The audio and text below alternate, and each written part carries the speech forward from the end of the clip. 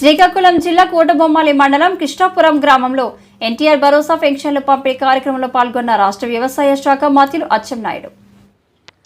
శ్రీకాకుళం జిల్లా కోటబొమ్మాలి మండలం కిష్టుపురం గ్రామంలో ఎన్టీఆర్ భరోసా పెన్షన్లు పంపిణీ కార్యక్రమంలో రాష్ట్ర వ్యవసాయ శాఖ మంత్రులు అచ్చెన్నాయుడు పాల్గొన్నారు.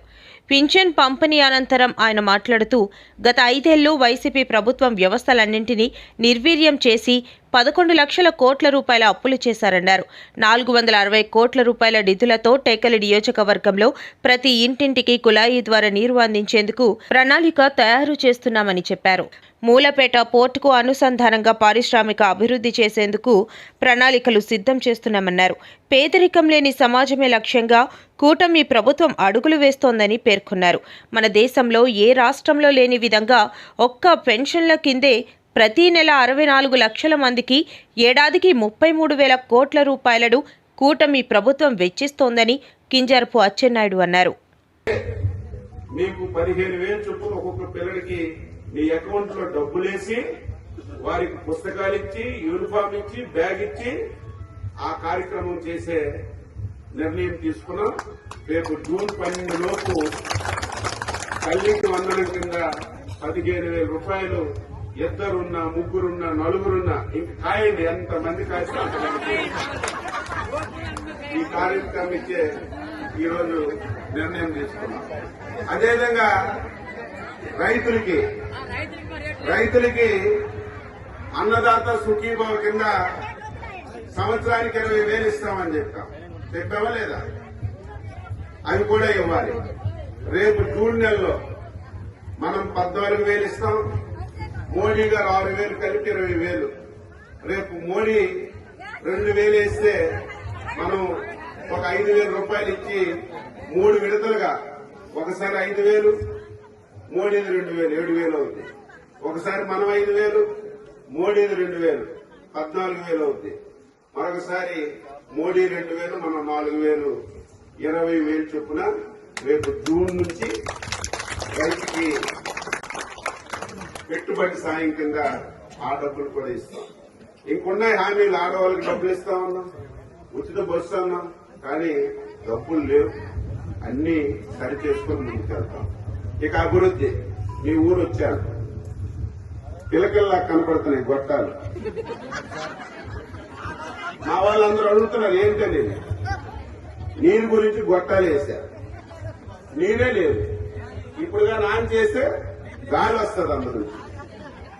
ఇది ఇక్కడే కాదు, రాష్ట్రం మొత్తం మీద ఇలాగే చేశారు. గొట్టాలు కొంటే డబ్బులు మిగులుతాయని చెప్పి ఊరంతా తవ్వేసి గొట్టాలు వేసారు. నీరెక్కడిది? నీరు లేదు. నేను మాట ఇచ్చాను, మీ ఊరు ఫస్ట్ ప్రయారిటీలో పెట్టాను.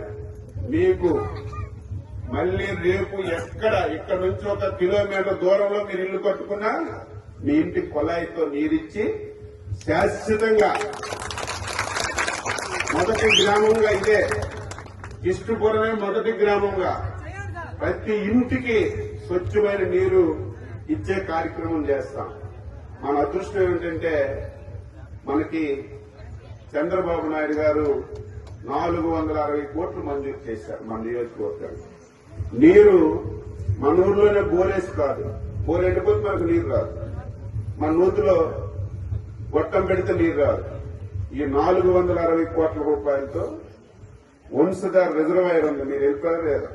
అక్కడి నుంచి మన కొత్తపేట కొండ మీదకి తీసుకొచ్చి అక్కడ ఒక ట్యాంక్ కట్టి అక్కడి నుంచి అన్ని గ్రామాలకి నీరిచ్చే కార్యక్రమం తీసుకుంటాం.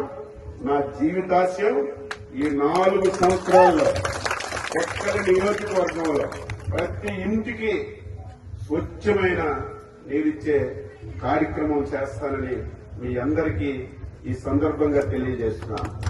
ఇక అభివృద్ధి, నేను రేపో ఎల్లుండో ఇంజనీరింగ్ కూర్చొని రేపటి నుంచే నేను డిఈ కూడా చెప్పాను, ఎవరు చేస్తారో పనిచేసి ఆ బిల్డింగ్ పూర్తి చేస్తే కనీసం ఆఫీసుల్లో కూర్చోడానికి అవకాశం ఉంటుంది. నెల రోజుల్లో నా బిల్డింగ్ కంప్లీట్ చేస్తే మళ్లీ ఓపెనింగ్ చేయడానికి తప్పనిసరిగా వస్తాను.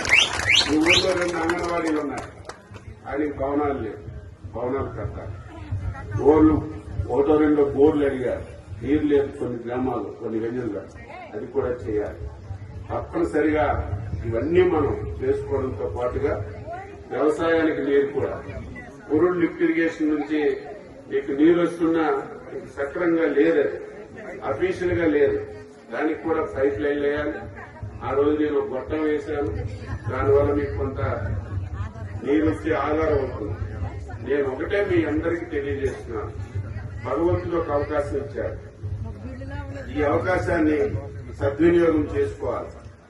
ఉన్నంత వరకు ప్రతిదీ న్యాయం చేయాలని చెప్పి ప్రయత్నం చేస్తున్నాం. ఇవన్నీ ఆటోమేటిక్ గా అయిపోతాయి. మనకు ఒక పెద్ద సమస్య ఉంది. ఏంటో సమస్య? చదువుకున్న పిల్లలకు ఉద్యోగం లేదు, ఉపాధి లేదు. కోట బొమ్మల్లో కూర్చుంటే 100 మంది 90 మంది ఉద్యోగాలు కావాలని అడుగుతున్నారు. ఏం చేయాలి? పరిశ్రమలు లేవు, ఉపాధి లేదు, చాలా ఇబ్బందులు ఉన్నాయి. అందుకే దాని మీద కూడా దృష్టి పెట్టాం. మనకి మూలపేటలో